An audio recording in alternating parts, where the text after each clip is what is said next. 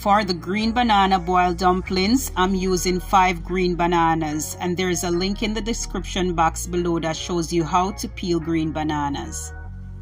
Go ahead and grate the bananas.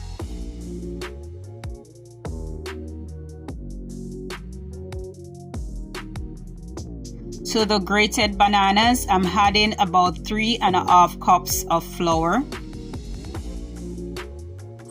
Mix well, adding enough water to bring the dough together.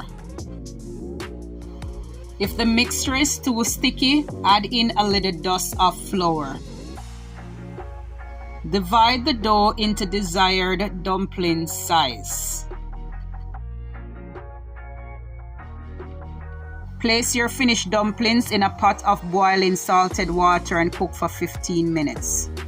Jamaican green banana boiled dumpling.